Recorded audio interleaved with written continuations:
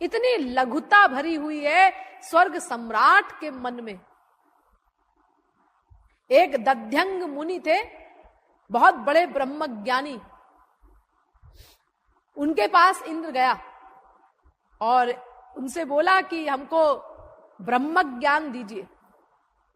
तो दध्यंग मुनि ने कहा कि भाई देखो, पहली बात तो ये स्वर्ग की जो योनियां हैं, इनमें तो कुछ भी तुम करो तो उसका कोई फल तो मिलता ही नहीं, वो तो भोग योनियां हैं। मनुष्य को किए गए कर्म का फल मिलता है, इसलिए मानव देही सर्वश्रेष्ठ कही जाती है। मनुष्य को छोड़कर बाकी सब भोग योनियां हैं। तो ब्रह्म ज्ञान प्राप्त करें, ब्रह्म को पाने का प्रयत्न करें, भक्ति करें, कुछ करें, वो सब व्यर्थ है उनके लिए, उन्हें कोई फल ही नहीं मिलना है उसका। लेकिन अब इंद्र पहुंचा तो दध्यंग मुनि ने कहा कि भाई देखो, ऐसा है कि मनुष्य को भी ब्रह्म ज्ञान पाने के लिए पहले अधिकारित्व जुटाना पड़ता है, उसको अधिकारी होना चाहिए। बिना अधिकारी बने अगर उसको ब्रह्म ज्ञान दे दिया जाएगा तो उससे लाभ क्या उठाएगा वो। और उसका अधिकारित्व ये है कि समस्त मृत्युलोक के समस्त सुखों से विरक्त हो जाए, क्योंकि ये जितने सुख हैं मृत्युलोक के, ये विष्ठा के समान है, पाखाने के समान है। और इतना ही नहीं, स्वर्ग के सुखों से भी विरक्त हो। स्वर्ग के सुखों की भी कामना उसके अंतःकरण में कभी ना आने पाए, क्योंकि वो सुख भी विष्ठा के समान है और स्वर्ग सम्राट कुत्ते के समान है। देखो दध्यंग मुनि का साहस, इंद्र के सामने बोल रहे हैं कि स्वर्ग सम्राट कुत्ते के समान है। क्योंकि महापुरुष लोग डरते तो है नहीं किसी से, वो तो साफ साफ बात बोलते हैं, जो सिद्धांत की बात होती है। दध्यंग मुनि ने बोल दिया। अब जब बोल दिया तो इंद्र को बड़ा बुरा लगा। तो इंद्र ने कहा, ये क्या कहा आपने, मुझे कुत्ता कहा? तो दध्यंग मुनि ने कहा कि तुम ब्रह्म ज्ञान पाने आए हो कि मुझे लेक्चर देने आए हो?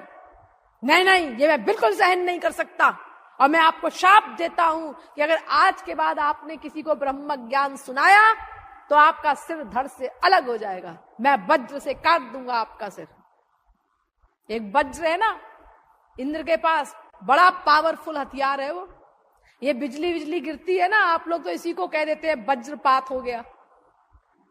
ये नहीं है वज्र। वज्र तो इस ब्रह्मांड में सबसे पावरफुल हथियार है। भगवान के चक्र के बाद उसी का नंबर है, वो है इंद्र के पास। तो ये जो शक्तियां हैं उनका दुरुपयोग कर रहा है इंद्र। अब देखो, ब्रह्म ज्ञान देना कोई खराब बात तो नहीं है, लेकिन ऐसा शाप दे दिया कि सिर काट दूंगा मैं तुम्हारा, सिर धड़ से अलग हो जाएगा अगर तुमने किसी को ब्रह्म ज्ञान दिया तो। अब बेचारे दध्यंग मुनि वो बड़े परेशानी में पड़े कि अब क्या करें। अब उसके बाद अश्विनी कुमार आए उनके पास। तो अश्विनी कुमारों ने कहा, ये अश्विनी कुमार स्वर्ग के वैद्य हैं, टॉप के वैद्य। जैसे हा हा हु गंधर्व है ना, स्वर्ग के टॉप के गायक, ऐसे ही ये टॉप के वैद्य हैं स्वर्ग के, अश्विनी कुमार।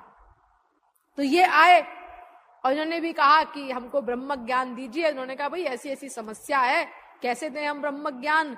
इंद्र ऐसे कह के गया है कि हमारा सिर काट देगा अगर हमने किसी को ब्रह्म ज्ञान दिया तो ये अश्विनी कुमार है तो इंद्र के अंडर में, लेकिन इन्होंने तिकड़म भिड़ा लिया। उन्होंने कहा, देखिए ऐसा है कि हम आपके सिर को काटकर घोड़े का सिर लगा देते हैं, उससे आप हमको ब्रह्म ज्ञान दीजिए, और फिर इंद्र आपके सिर को जब काट देगा तो हम आपका ओरिजिनल सिर लगा देंगे आपको।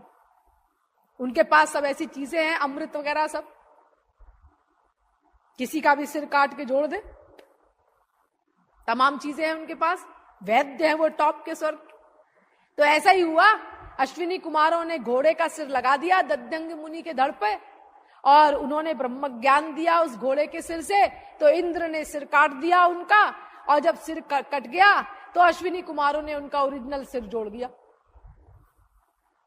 यानी देखो, ये स्वर्ग सम्राट की मैं आपको हालत बता रही हूं कि कैसी बुद्धि है उसकी, लघुता से भरी हुई। तो जब स्वर्ग सम्राट की ये हालत है तो फिर वहां की पब्लिक का क्या हाल होगा।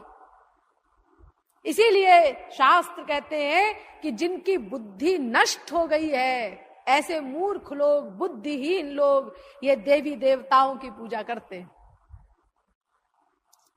इसीलिए इनकी भक्ति नहीं करनी है। देखिए 5000 वर्ष पूर्व भगवान ने, स्वयं भगवान श्री कृष्ण आए थे, उन्होंने बहुत सारी लीलाएं की।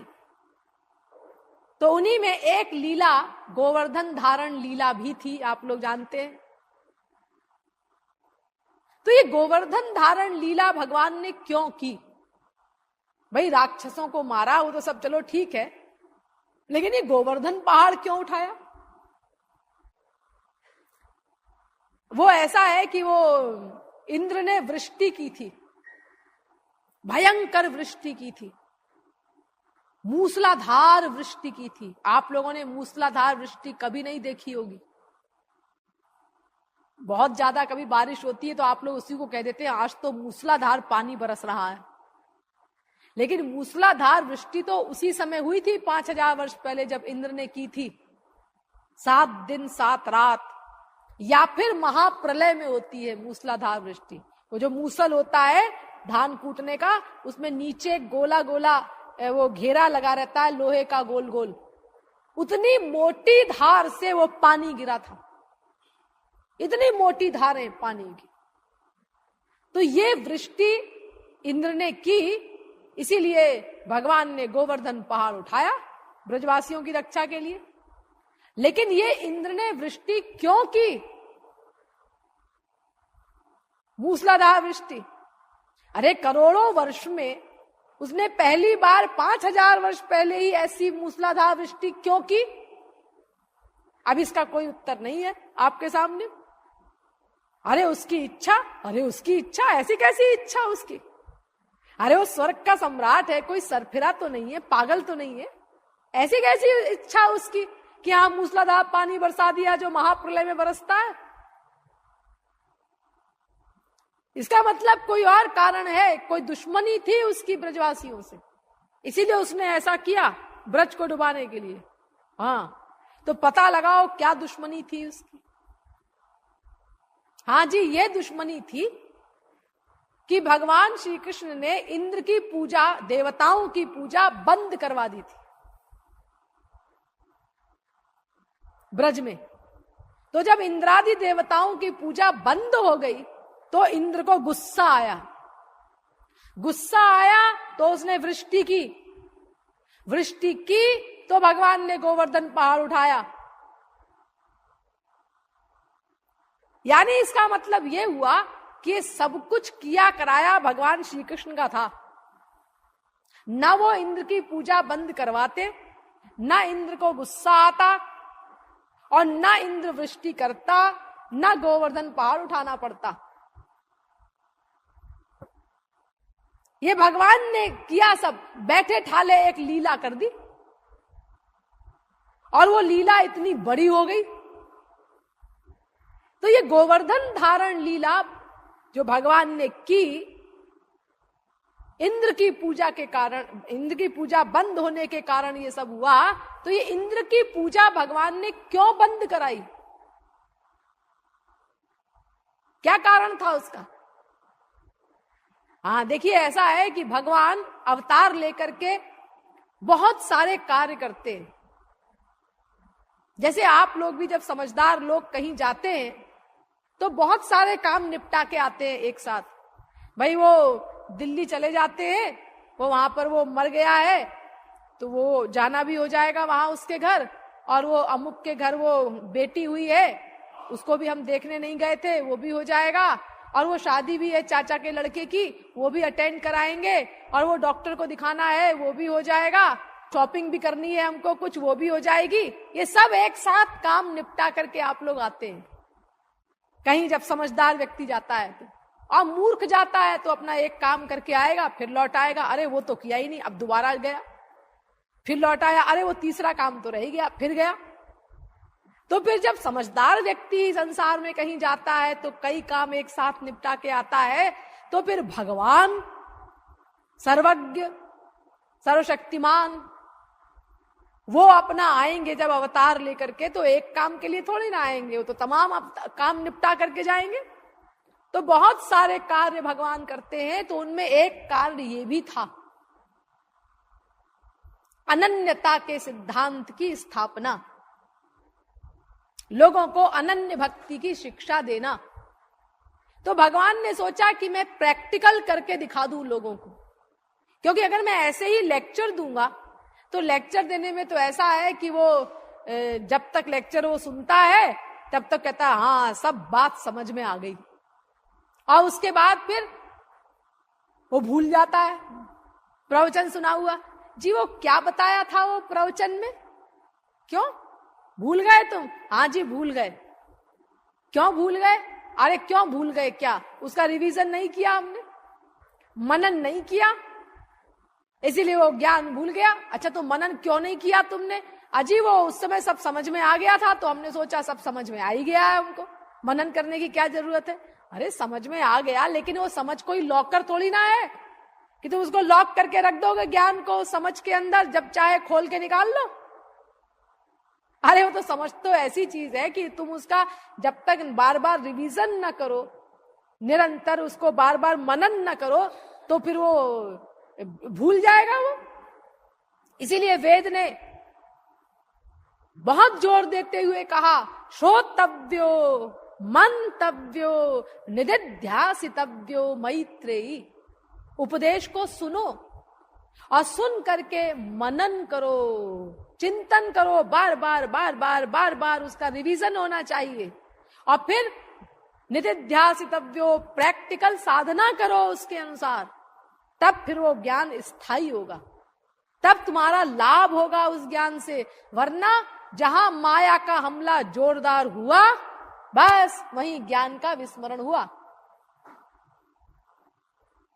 फिर आप लोग कहते हैं कि अरे वो हमने उसको डांट दिया, वो हमारा पिता था, ये हमने बड़ी बेवकूफी की, मुझे ऐसा नहीं करना चाहिए था, वो तो पूज्य है हमारा, उसको डांट दिया हमने, क्या करें जी ये बड़ा गड़बड़ हो गया, ऐसा नहीं करना चाहिए था, क्या है हमारी बुद्धि भी सी बेवकूफी कर जाते हैं, अब पछता रहा है, अब तो गलती तो हो ही गई तुमसे। क्रोध आ गया, तो क्रोध बुद्धि को हर लेता है, काम बुद्धि को हर लेता है, लोभ बुद्धि को हर लेता है। तो जब ये माया का आक्रमण होने पर ये बढ़िया बढ़िया ज्ञान भी, और ये जो हम हमेशा सोचते रहते हैं हमारी माँ है, ये बाप है, ये सब हम विस्मृत कर देते हैं उस समय, तो फिर वो आध्यात्मिक ज्ञान जिसका हमने कभी रिवीजन नहीं किया, जिसका मनन नहीं किया, वो भूल जाता है, तो इसमें क्या आश्चर्य की बात। इसीलिए मनन करना बहुत आवश्यक है, वो हम करते नहीं।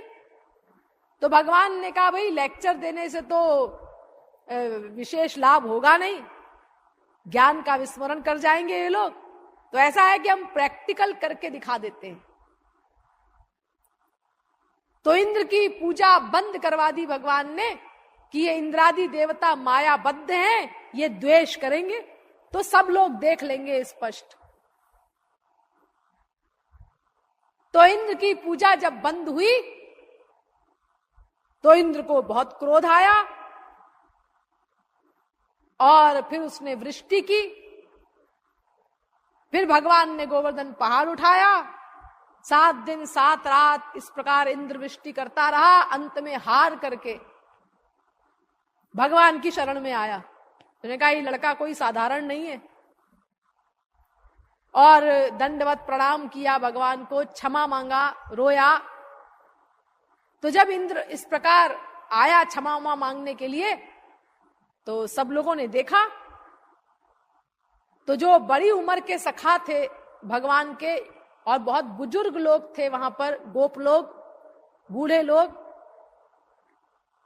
तो उन लोगों ने कहा कि भाई ये कौन है, ये हमारे कन्हैया को ऐसे प्रणाम कर रहा है। तो उन्हें महात्मा लोग भी थे, समझदार लोग भी थे, जानकार लोग, तो उन्होंने कहा भाई ये यही है स्वर्ग सम्राट इंद्र, इसी ने सब गड़बड़ किया था, वो 7 दिन रात बारिश करके मूसलाधार ब्रज को डुबाना चाहा था। अच्छा ये स्वर्ग सम्राट इंद्र है, ये इसी का हाथी, हाँ ये ऐरावत पे चढ़ के आया है, अब ये जब देखा, लोगों ने सुना, महात्मा लोग ऐसा कह रहे हैं, शांडिल्य वगैरह, तो उन्होंने कहा कि इसका मतलब तो अपना कन्हैया कुछ खास पर्सनैलिटी है। तो बड़ी श्रद्धा से देखने लगे भगवान को। तो भगवान ने जब ये देखा तो रोने लगे, श्री कृष्ण रोने लगे। तो सखा लोग तुरंत पूछे कि क्या हुआ कन्हैया, कहीं दर्द हो रहा है तेरे, कहीं मोच वोच आ गई क्या, इतनी देर 7 दिन 7 रात पर्वत उठाया था तो हाथ में दर्द हो रहा है क्या, व्याकुल हो गए सखा लोग। तो ठाकुर जी कहते हैं नहीं, ये कारण नहीं है। फिर ये सब लोग मुझे कैसे देख रहे हैं, एकदम ऐसी अजीबो गरीब निगाह से, इनकी दृष्टि वो पहले वाली नहीं है। ये श्रद्धा से देखने लगे सखा लोग वगैरह, जो समझदार थे वो समझ गए कि ये कुछ कन्हैया खास है। तो ठाकुर जी कहते हैं पहले वाली दृष्टि नहीं है जो मुझे डांट रहे थे, एक कन्हैया, दोनों हाथ लगा, लाठी लगा, क्या एक उंगली छुआए हुए ऐसी इमरजेंसी के मामले में, अगर ये गिर गया पर्वत तो सब लोग मर जाएंगे कि नहीं मर जाएंगे, कैसा मक्कार है। ये जो हमें डांट रहे थे उस समय, वो दृष्टि इनकी अब नहीं है। अब तो मुझे ये ऐसे देख रहे हैं कि मैं कोई अजीबो गरीब हूं। तो ठाकुर जी बाकायदा रो रहे हैं, इतना दुख हुआ उनको। तो सखाओं ने कहा कि अरे नहीं नहीं, कोई नहीं सोच रहा है रे ऐसा, ऐसा नहीं सोचना कोई। यानी भगवान नहीं चाहते कि हमारे और जीव के प्यार के बीच में ऐश्वर्य आए।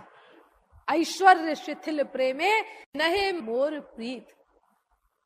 ऐश्वर्य की भावना लाने से प्रेम शिथिल हो जाता है। वो प्रेम मुझे पसंद नहीं जिसमें ऐश्वर्य का मिक्सचर हो। तो देखिए, ये गोवर्धन धारण लीला, ये सब कुछ भगवान के हाथ में था। वृष्टि कराना और फिर गोवर्धन धारण करना, ये सब उन्हीं का खेल था। वरना अगर वो इंद्र की पूजा बंद न कराते तो ये सब ना होता। और फिर अगर इंद्र की पूजा बंद हुई तो ये खबर किसने दी इंद्र को? खबर कराने वाले भी वही गुरु घंटाल होंगे। वरना एक गांव में पूजा बंद हो गई, इंद्र को कैसे खबर हुई? तो ठाकुर जी ने ये भी किया होगा, नारद जी से कहा होगा, जाकर के उससे कहो कि अमुक गांव में तुम्हारी पूजा बंद हो गई है, और वो ऐसे ऐसे एक नंद का लड़का है, उसने कराया है ये सब बंद जबरदस्ती, और लोग कहते हैं कि बहुत बड़ी शक्ति है उसके अंदर। तो ये सब अपना जब नारद जी ने कहा होगा, तब इंद्र ने कहा है एक लड़के ने बंद कराई है। अब क्रोध आया इंद्र को, और फिर उसने ऐसी दुश्मनी की और ये सब किया नाटक। माया बद्ध है इसीलिए ये सब किया, वरना क्या फर्क पड़ता है? अरे एक गांव के लोग अगर हमारी पूजा नहीं करते, न करें। ये तमाम ऋषि मुनि योगी ये सब हव्य देते हैं बड़े बड़े उस स्वर्ग सम्राट इंद्र को, पूरे ब्रह्मांड में यज्ञों में। तो अगर एक गांव के लोग पूजा नहीं करते तो उससे स्वर्ग सम्राट की क्या हानि होनी है? क्या फर्क पड़ता है? और फिर कोई पूजा करे ना करे हमारी, हमें इससे क्या मतलब है? हम तो सही सलामत है। लेकिन चूंकि वो मायाबद्ध है इसीलिए उसको फीलिंग हुई, बुरा लगा बहुत। और इतना बुरा लगा कि देखो, ब्रज को डुबाने के लिए मूसलाधार वृष्टि की प्रलय वाली उसने, यानी ये जो गोवर्धन धारण लीला हुई, ये केवल एक उद्देश्य से हुई कि देखो ये देवता लोग भी ये सब मायाबद्ध हैं, इनके अंदर भी तुम्हारी तरह सब दोष हैं, काम क्रोध लोभ मोह राग द्वेष आदि। इसीलिए इनकी भक्ति मत करो, तुमको ईश्वरीय आनंद प्राप्त करना है, अंतःकरण को शुद्ध करना है। इसलिए शुद्ध एरिया वालों में ही मन का अटैचमेंट करो। ये देवी देवता जैसे मनुष्य अशुद्ध अंतःकरण वाले हैं, ऐसे ही ये देवी देवता भी अशुद्ध अंतःकरण वाले हैं। ये भी मायाबद्ध है, माया के एरिया में है। इसीलिए इनकी भक्ति करना गलत है। इस अनन्यता के सिद्धांत की स्थापना के लिए, इस अनन्यता के सिद्धांत को परिपक्व करने के लिए भगवान ने ये गोवर्धन की लीला की। अस्तु, ये देवी देवताओं की पूजा अनन्यता में बाधक है, हमें उसके चक्कर में नहीं पड़ना चाहिए। लेकिन एक बात और समझ लीजिए, इन देवी देवताओं का अपमान भी ना होने पाए, क्योंकि ये भगवान की विशेष विभूतियां हैं। यद्यद् विभूति मत्सत्वं श्रीमदूर्जितमेव वा तत्तदेवावगच्छत्वं मम तेजोंश संभवम। गीता 10वें अध्याय का 41वां श्लोक। ये भगवान की विशेष विभूतियां हैं देवता लोग, इसीलिए नमस्कार करो इनको, आदर करो इनका। लेकिन मन की शरणागति, मन का अटैचमेंट केवल सुप्रीम पावर और उसके एरिया में हो।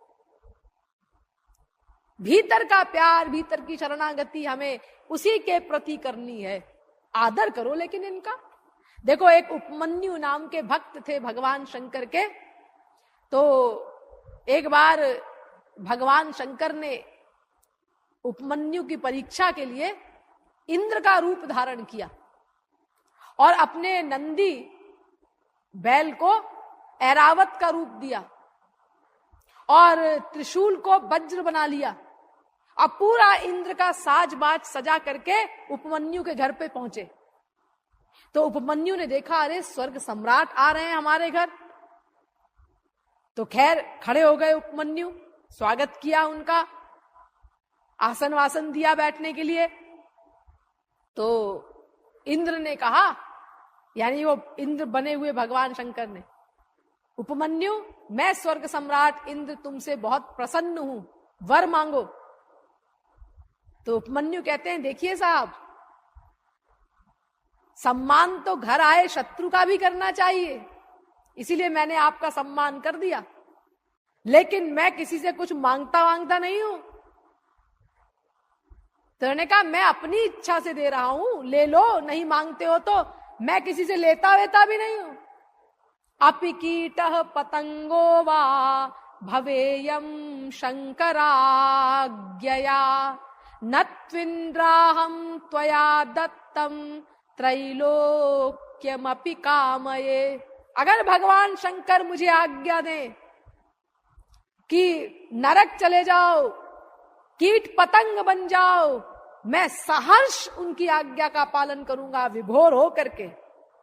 लेकिन उनके अलावा तुम चाहे इंद्र हो, चाहे जो हो, तुम्हारा दिया हुआ त्रिलोकी का राज्य भी अगर मुझे मिलेगा तो मैं स्वीकार नहीं करूंगा।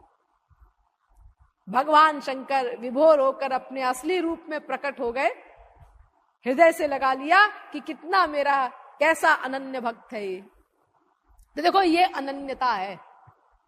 उन्होंने सम्मान किया इंद्र का, अपमान नहीं किया, आदर दिया उसको, लेकिन मन की शरणागति केवल अपने इष्ट देव के प्रति है। तो देवी देवताओं का अपमान न होने पाए, आदर करो, लेकिन भक्ति, शरणागति, उपासना, मन का अटैचमेंट, ये केवल भगवान के ही नाम रूप लीला गुण धाम और जन्म में हो, और किसी में न हो। कुछ लोग कहते हैं कि जी वो गोपियां तो अनन्य भक्तों में टॉप करती हैं, उनसे ऊंचा तो कोई स्थान किसी महापुरुष का ना आज तक हुआ है और ना अनंत काल तक होगा, क्योंकि उससे ऊंची कोई सीट ही नहीं है जहां गोपियां खड़ी हैं, अंतिम सीट पे खड़ी हैं वो। तो फिर उन गोपियों ने देवी की उपासना क्यों की? कात्यायनी देवी की उपासना की थी ना गोपियों ने, तो क्यों की उन्होंने? फिर क्यों देवी के आगे सर झुका गोपियों का? अरे भाई, सर झुकाना कोई अपराध नहीं है, कोई गलत नहीं है। सर तो भगवान के भक्त चांडालों के आगे भी झुका देते हैं। हरौ रतिम वहन्येष नरेन्द्राणाम शिखामणि भिक्षामटन्न रिपुरे स्वपाकमपि वंदते। चांडाल के आगे भी भगवान के भक्त सिर झुका देते हैं भक्ति रसामृत सिंधु, क्योंकि वो ये देखते हैं कि इस चांडाल के अंदर मेरे श्याम सुंदर बैठे हुए हैं, क्योंकि ये वास्तविकता है। भगवान प्रत्येक जीव के अंदर बैठे हैं, उसके आइडियाज नोट करते हैं, उसको कर्म का फल देते हैं, उसकी इंद्रिय मन बुद्धि में तत्त कर्म करने की शक्ति प्रदान करते हैं। तो भक्त ये देख रहा है कि इसके अंदर मेरे इष्ट देव बैठे हुए हैं, उनके आगे सिर झुका रहा है, वो उनको प्रणाम कर रहा है। और उन इष्ट देव की प्राप्ति में अगर कोई सहायक है तो उसको तो नमस्कार करना ही चाहिए। गौरांग महाप्रभु अपने शिष्यों के चरण पकड़ करके रोने लगते थे कि हमको श्री कृष्ण प्रेम दे दो, श्री कृष्ण प्रेम दे दो। और ध्यान दो इन गोपियों के बारे में, भागवत में क्या लिखा है, बहुत ध्यान से सुनिएगा। गोपियां क्या प्रार्थना कर रही हैं कात्यायनी से? कात्यायनी महामाये महायोगिन्यधीश्वरी नंद गोप सुतम देवी पतिम में कुरुते नमः। भागवत 10वें स्कंद के 22वें अध्याय का 4था श्लोक। हे कात्यायनी, हे महामाया, हे योगिनी, महायोगिनी, हे अधीश्वरी, हम आपसे ये वरदान चाहते हैं कि नंद के पुत्र श्री कृष्ण मेरे पति बने। ध्यान दीजिए, उनका आश्रय कात्यायनी देवी नहीं है गोपियों का, उनके आश्रय है श्री कृष्ण। उनको मांग रही हैं वो उनके द्वारा, जैसे सीता जी ने भक्ति की थी पार्वती जी की कि मुझे राम पति रूप में प्राप्त हो। यानी देवी में आश्रय नहीं है हमारा, हमारे आश्रय श्री कृष्ण ही है। आपके माध्यम से हम उन्हीं को चाहते हैं, भक्ति उनकी हो रही है। जैसे देखो यूं समझो कि हम लोग भोजन कर रहे हैं, एक भक्त भी भोजन करता है। क्यों करता है? वो इसीलिए भोजन करता है कि अगर मैं भोजन नहीं करूंगा तो मेरा शरीर कमजोर हो जाएगा, तो फिर मैं श्री कृष्ण की भक्ति नहीं कर सकूंगा। तो इसीलिए वो भोजन करता है ताकि शरीर स्वस्थ रहे और इस शरीर से फिर श्री कृष्ण भक्ति हो सके, हरि गुरु की सेवा की जा सके। यानी उसका आश्रय भोजन नहीं है, उसका आश्रय है श्री कृष्ण की भक्ति। लेकिन उस श्री कृष्ण भक्ति में वो भोजन हेल्पर है, इसीलिए वो उसकी चरण ले रहा है, उसकी हेल्प ले रहा है। तो ऐसे ही गोपियां कहती हैं कि हे कात्यायनी, हम आपसे ये वरदान मांगते हैं कि नंद के पुत्र श्री कृष्ण हमारे पति बने। यानी आप में हमारा आश्रय नहीं है, हमारा आश्रय श्री कृष्ण में ही है। इसीलिए गोपियों को कात्यायनी देवी ने वरदान नहीं दिया, यानी इन गोपियों ने श्री कृष्ण की भक्ति की थी। कात्यायनी देवी की भक्ति का तो केवल ढोंग रचा था। इसीलिए एंड में श्री कृष्ण ने क्या कहा गोपियों से? श्री कृष्ण कहते हैं गोपियों से, संकल्पो विदितः साध्व्यो भवती नाम मदर्चनम मयानुमोदितः सोऽसौ सत्यो भवितुमर्हति। भागवत 10वें स्कंद के 22वें अध्याय का 25वां श्लोक।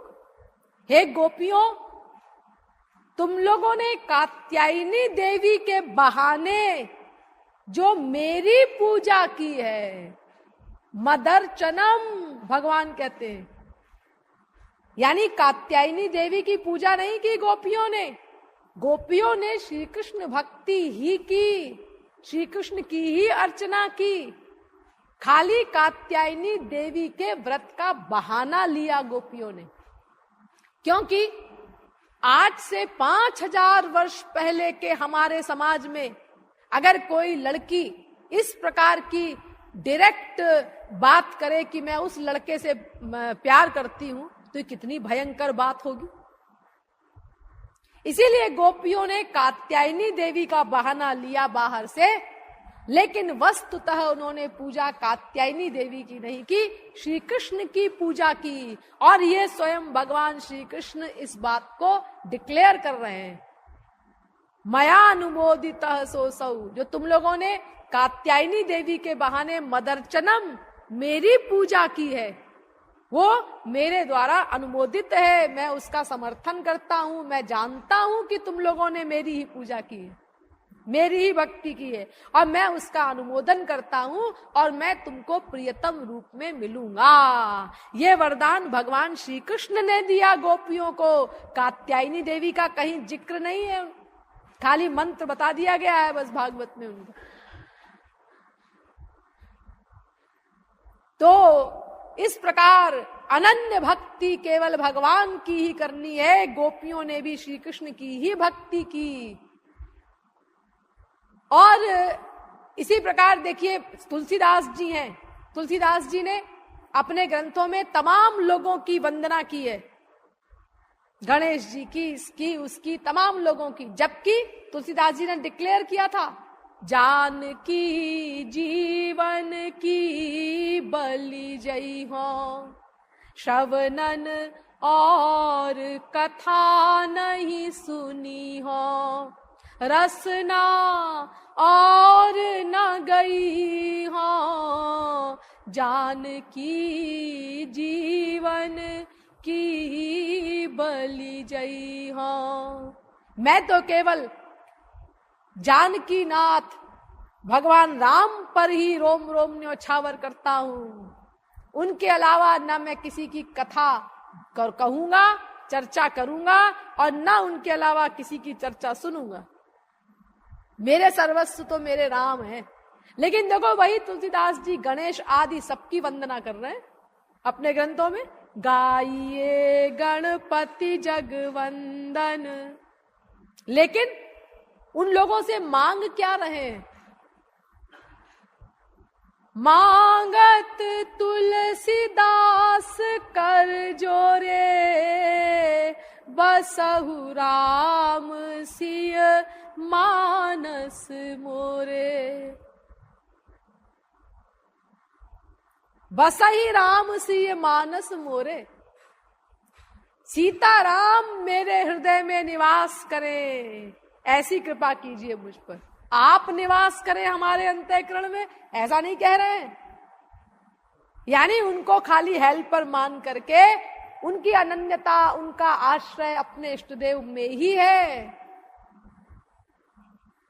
तो इसी प्रकार हमें अपने इष्टदेव की, यानी भगवान, उनका नाम, उनका रूप, उनका गुण, उनकी लीला, उनके धाम, बस इनमें ही अपने मन को रखना है। मन का अटैचमेंट, मन की शरणागति केवल इनके ही प्रति हो, और बाकी सबसे हमको उदासीन रहना है। और हम लोगों का तो ये हाल है कि देवी देवताओं की भक्ति कौन कहे, हम लोग तो कब्रिस्तान तक में पहुंच जाते हैं, इतनी गंदी जगह भी। वो तुलसीदास जी ने लिखा है कि लयो आंख किन आंधरो, जग बहराइच जाय। एक बहराइच जगह है इसी यूपी में, तो वहां पर एक मुल्ला की कब्र है।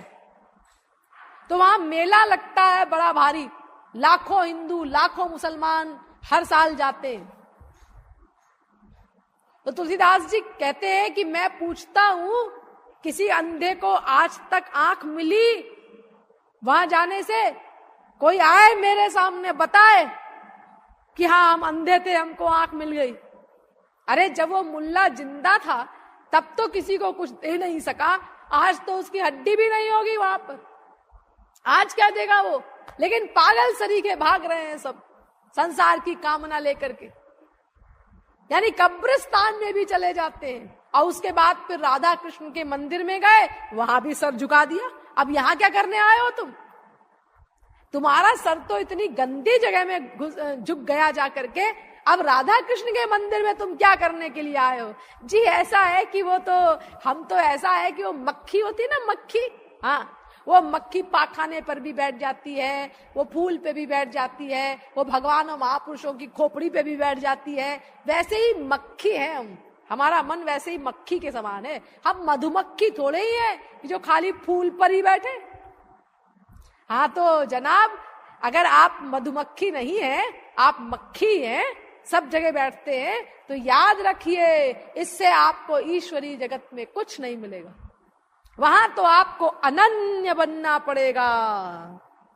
अनन्याश्चिन्तयन्तो माम ये जनाः पर्युपासते तेषां नित्याभियुक्तानां योगक्षेमं वहाम्यहम्।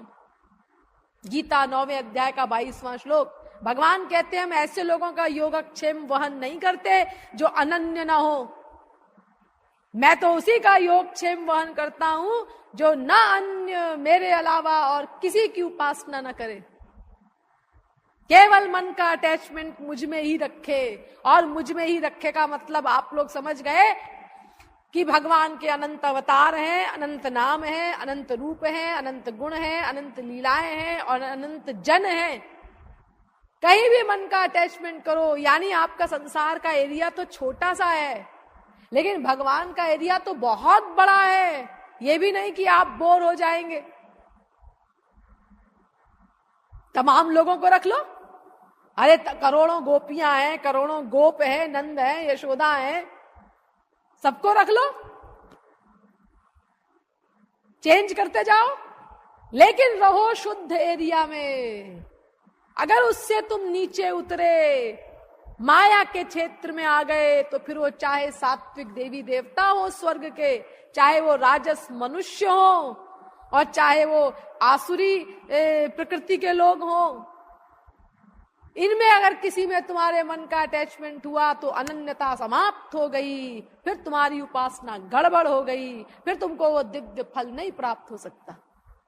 इसीलिए मन का अटैचमेंट, मन की शरणागति, मन की भक्ति हमें केवल उस सुप्रीम पावर की ही करनी है। उसके अलावा हमको बाकी किसी की भक्ति नहीं करनी है। जैसे हम समझिए एक पतिव्रता स्त्री होती है, वो तन मन का दान उसका केवल अपने फिजिकल पति के लिए होता है, उस पतिव्रता का, लेकिन बाकी सबसे वो एक्टिंग में मधुर व्यवहार करती है। मेहमान आए उसके यहाँ, पति के और लोग आ रहे हैं, रिश्तेदार वगैरह, सबके लिए भोजन बनाती है, सबको भोजन परोसती है, सब एक्टिंग में व्यवहार करती है। खाना कैसा बना है? बहुत अच्छा बना है। अरे कहाँ अच्छा, मैंने तो ऐसे ही रूखा सूखा आपके सामने रख दिया, मैं भला किस काबिल हूं। ये सब ढंग से व्यवहार करती है, लेकिन अपने मन का अटैचमेंट, उसका जो दान है शरीर का, मन का, वो केवल अपने पति के लिए होता है, फिजिकल पति के लिए। इसी प्रकार हमें अपने मन का दान, वो आत्मा का जो पति है भगवान, उसको करना है, और बाकी सब जगह उसी पतिव्रता की तरह हमें एक्टिंग करनी है, एक्टिंग में व्यवहार करना है। इसीलिए अनन्यता की परिभाषा यही है कि भगवान, उनके नाम, उनके रूप, उनका गुण, उनकी लीला, उनके धाम, उनके जन, इनको छोड़ करके बाकी कहीं भी किसी देवता आदि में मन का अटैचमेंट न होने पाए।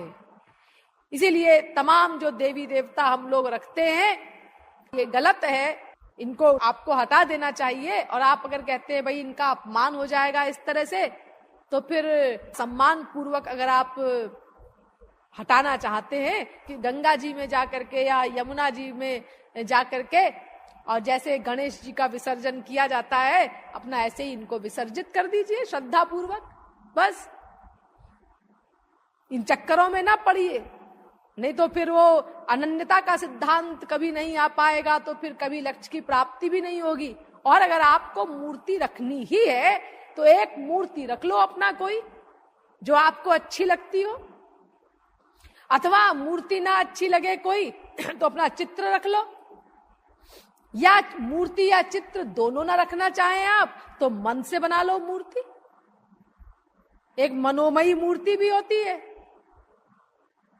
लौही दारुमयी शैली लेख्या लेप्या च सैकति मनोमयी मणिमयी प्रतिमाष्ट विधा स्मृता। वेदव्यास ने कहा कि 8 प्रकार की प्रतिमाएं होती हैं, मूर्तियां होती हैं, उनमें एक मनोमयी मूर्ति भी होती है। सकृत्य दंग प्रतिमांतराहिता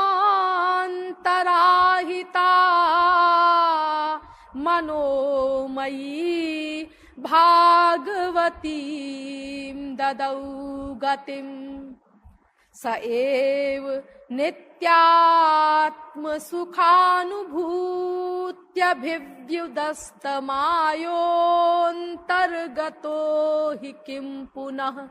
भागवत 10वें स्कंद के 12वें अध्याय का 39वां श्लोक। ये अघासुर को भगवान की प्राप्ति हुई, भगवान का लोक मिला उसको। तो भगवान से वो सुखदेव परमहंस से प्रश्न किया कि भाई ये अघासुर तो इतना बड़ा पापी था और इसको भगवान का लोक कैसे मिल गया? तो उन्होंने उत्तर दिया कि देखो, भगवान की मनोमयी मूर्ति भी, मन से कल्पना की गई मूर्ति भी अगर किसी के मन में आ जाती है, उसमें ही अगर वो काल्पनिक भगवान की मूर्ति बना करके उस मनोमयी मूर्ति में ही अगर लीन हो जाए, तो उसी के द्वारा ये भव सागर निवृत्त हो जाता है, भगवत धाम की प्राप्ति होती है। मनोमयी मूर्ति ही उस जीव का कल्याण कर देती है। तो अघासुर के अंदर तो उसके मुंह में तो भगवान स्वयं चले गए थे साक्षात, तो उसका उद्धार हो गया। तो तुमको क्या आश्चर्य की बात हो रही है इसमें तुम्हारे लिए? यानी मनोमयी मूर्ति भी होती है। और हमारे महाराज जी तो इस मनोमयी मूर्ति का ही विशेष रूप से उपदेश देते हैं। मूर्ति पूजा का उपदेश, बाहर से मूर्तियां रखने का ये उपदेश श्री महाराज जी ने कभी नहीं दिया, क्योंकि उसमें तमाम अड़चने हैं बहुत सारी। एक तो अपने मन के अनुसार कोई मूर्ति नहीं मिलती कि भाई जैसा हम चाहते हैं वैसी आंखें हो, वैसी नाक हो, वैसा मुख हो, वैसे हाथ पैर आदि हो, वैसा पोज हो, वैसा सौंदर्य हो, वैसा रंग हो, तो अपने मन के अनुसार नहीं मिलती। अब अगर कोई चीज हमारे मन के अनुसार नहीं है तो ठीक है, हम बोलेंगे कुछ नहीं, लेकिन हमारा भाव नहीं बनेगा उसके प्रति कि भाई ये आंखें तो हमारे अनुसार है नहीं।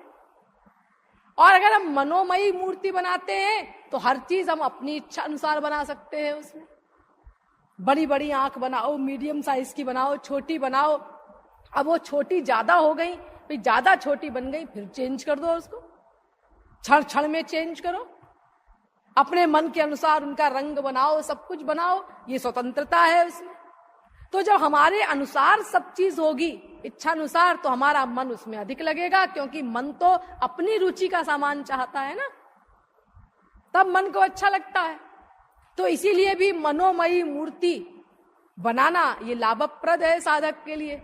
और दूसरी बात ये भी है कि अब ये आजकल अब सफर वगैरह बहुत करना पड़ता है लोगों को, ये विज्ञान का युग है, कभी इस शहर से उस शहर में जाना पड़ रहा है, कहीं कहीं जा रहे हैं। अब भाई वो ठाकुर जी की पूजा रह जाएगी पीछे से, अब क्या करें? तो अब चलो अटैची में उनको भी डाल के ले चलो। अब उसमें ठाकुर जी भी लुढ़क रहे हैं अटैची में, साथ में सामान के साथ। या अगर नहीं भी गए तो टेंशन रहता है वो ठाकुर जी की पूजा किसी ने ठीक से की होगी कि नहीं की होगी। तो मनोमयी मूर्ति को आप अपने साथ सब जगह ले जाओ, कहीं भी ले जाओ ठाट से, ये भी स्वतंत्रता है। और तीसरी बात ये भी है कि अगर आप बाहर से मूर्ति रखते हैं, अब पूजा करने लोग बैठते हैं, अक्सर ये होता है चिल्लाते रहते हैं बीवी पर, बच्चे पर, ए फूल नहीं आया अभी तक, ये माला क्यों नहीं बनाई, अमुक सामान कहाँ है, वो सामान कहाँ है, वो क्यों नहीं रखा। ये उल्टी भक्ति हो रही है, बिगड़ते जा रहे हैं, चिल्ला रहे हैं लोगों पे। तो मनोमयी मूर्ति में ये सब झंझट भी नहीं है, बाहर की मूर्ति रखने में ये सब गड़बड़ियां आती हैं इसमें। और फिर सबसे बड़ी बात तो ये है कि अगर हम मूर्ति रखते हैं, अब हमारा मन कर रहा है कि भाई ठाकुर जी की रोज नई नई पोशाकें चेंज करें, लेकिन अब कैसे करें जी? हम इतने गरीब हैं कि रोटी तो हमारे बच्चों को भरपेट मिलती नहीं दोनों टाइम, अब रोज रोज ठाकुर जी की ड्रेस हम कहां से चेंज करें। वो बेचारे के मन की मन में ही रह जाती है। या कोई बड़ा आदमी भी है, अब उसकी इच्छा होती है कि मैं ठाकुर जी को हीरे का हार पहनाऊं, ऐसा हार पहनाऊं जैसा दुनिया में कहीं ना हो। अच्छा ठीक है, अब वो संसार में कहीं नहीं है वो हीरे का हार जो हम पहनाना चाहते हैं, लेकिन अब कहां से लाएं वैसा हार? वो स्वर्ग में है वो, लेकिन स्वर्ग में कहां से लाएं जी? स्वर्ग से जा करके कैसे लाएं? देखो ये इच्छा पूरी नहीं हो पाई उसकी। या कोई ये कहता है कि चलो भाई संसार में जो अवेलेबल है उन्हीं में से हम भगवान को हीरे का सेट पहनाएं, लेकिन कैसे पहनाएं जी? इतनी हमारी हैसियत नहीं, 10-10 लाख का तो एक एक हीरा आता है, कहां से हम भगवान को पहनाएं? यानी अपनी इच्छा अनुसार वो नहीं कर पाता बाहर से उपासना, मन मार के रह जाना पड़ता है उसको। लेकिन मनोमयी मूर्ति अगर आप बनाते हैं तो मानसी सेवा में आप जो चाहे पहनाइए, इतना कीमती कपड़ा पहनाइए भगवान को जो आपकी बुद्धि का अंतिम आइडिया हो, ऐसा वस्त्र पहनाइए, ऐसे आभूषण पहनाइए, और एक पैसा आपका खर्च नहीं हो रहा है, कोई आपको बाजार भी नहीं जाना है, आप ठाठ से चेंज करते जाइए। ये ऐसे हीरे का हार हमने पहनाया जैसा स्वर्ग में भी कहीं नहीं है। मन से बनाइए हीरे का हार, जितनी चमक भर सकते हैं आप उसमें उतनी चमक भरिए उसमें। ऐसा वस्त्र पहनाइए जो कहीं ना मिले पूरी दुनिया में, ऐसा अलौकिक वस्त्र हम भगवान को पहनाएंगे। क्षण क्षण में चेंज करिए। और ध्यान दीजिए, बड़ी इंपॉर्टेंट बात, ये सब जो आप मन से करेंगे इसका आपको वही फल मिलेगा जो वास्तव में ये सब चीजें भगवान की मूर्ति जो बाहर से आप रखते हैं उसको समर्पित करने पर मिलता। आपने कोई पैसा खर्च नहीं किया है, बाहर से तो आपको हीरे का हार बनाना पड़ेगा, वो आपने बनवाया 1 करोड़ का हार, चलो हमने समर्पित कर दिया भगवान को, लेकिन आपने मन से बनाया वही हीरे का हार, तो आप ये मत सोचो कि उससे आपके ऊपर कम कृपा होगी, आपको वही फल मिलेगा उसका मानसी सेवा का जो वास्तव में करने पर मिलता है। एक ब्रह्म वैवर्त पुराण में कथा है कि एक पंडित जी मानसी सेवा का प्रवचन दे रहे थे, तो उन्हीं में एक भोला भाला गांव का वो भी सुन रहा था, और उसने कहा ये तो बड़ी अच्छी चीज है मानसी सेवा, और हम तो इतने गरीब हैं, हमें तो रोटी भी नहीं होती मिलती, तो हम तो ठाकुर जी की बाहर से तो कोई सेवा कर नहीं सकते, लेकिन ये बढ़िया है मानसी सेवा, आप यही किया करेंगे अपन भी। अब वो रोज अपना मन से ठाकुर जी को नहला रहा है, धुला रहा है, सब तीर्थों का जल ला रहा है मन से, फिर उसमें इत्र मिलाए और फिर उसको सोने की बाल्टी में भर करके अपना ठाकुर जी को नहला रहा है, ये सब अपना ध्यान में करता था। ऐसे ही अनेक प्रकार की सेवाएं करे वो भगवान की रोज। एक दिन उसने भगवान को भोजन खिलाया। अब भोजन बनाया मन से कि मैं ऐसे ऐसे भगवान के लिए दाल बना रहा हूं, सब्जी बना रहा हूं, खीर बना रहा हूं, पूरी बना रहा हूं, ये बना रहा हूं। उसने मन से भोजन बनाया और उसके बाद अपना सोने की थाली जिसमें हीरे जड़े हुए थे और उसमें रत्न जटित कटोरियां रखी हुई थी, उनमें रखा, परोसा सब उसने सब खाना, और फिर उसके बाद अपना उठाया उसको और ध्यान किया कि हाँ ये सामने ठाकुर जी बैठे हैं, अब हम इनको जाकर के खिलाते हैं ठाकुर जी को। तो जब थाली लेकर के वो जाने लगा तो उसको ये फीलिंग हुई कि अरे ये थाली तो बड़ी गर्म लग रही है, लगता है ये भोजन बहुत गर्म है, तो अधिक गर्म रहा तो ठाकुर जी का मुंह न जल जाए कहीं, तो ये लगता है ये दाल ज्यादा गर्म है। तो उसने उंगली डाल के देखा कि कितनी गर्म है ये, और जब उंगली डाल के देखा तो उसकी उंगली जल गई। तो उसने कहा कि अरे ये तो बहुत गर्म थी, ये हमने भगवान को दे दी होती तो उनका मुख जल गया होता, लेकिन चलो अब तो इसको हम ठंडी करके भी नहीं दे सकते क्योंकि ये उनके लायक तो रही नहीं, हमने उंगली डाल दी इसमें अपनी, तो चलो हम दूसरी दाल बनाते हैं। अब वो दूसरी दाल बनाने लगा तो उसी बीच में उसकी समाधि टूट गई। वो जो चिंतन की धारा चल रही थी उसकी, वो चिंतन की धारा टूट गई। तो जब चिंतन की धारा टूटी, समाधि टूटी, तो उसकी उंगली जो उसने ध्यान में दाल में डाली थी वो वास्तव में जली हुई थी। तो नारायण ने लक्ष्मी से कहा कि तुमको एक भक्त दिखाता हूं। उन्होंने कहा दिखाइए। तो उसको बुलाया और लक्ष्मी से कहने लगे इससे पूछो इसकी उंगली कैसे जली है। ऐसे बहुत से उदाहरण है हमारे शास्त्रों में। यानी ये मानसी सेवा का भी प्रत्यक्ष की तरह ही फल मिलता है और इसमें आप सब कुछ अपनी इच्छा अनुसार कर सकते हैं। इसीलिए और मूर्ति पूजा में तमाम झंझट है, तमाम अड़चन है। इसीलिए हमारे महाराज जी ये बहिरंग मूर्ति पूजा आदि का उपदेश कभी नहीं दिया उन्होंने। वो मनोमयी मूर्ति का ही उपदेश देते हैं और वो 8 प्रकार की जो मूर्ति पूजा बताई गई है उसमें मनोमयी मूर्ति भी है।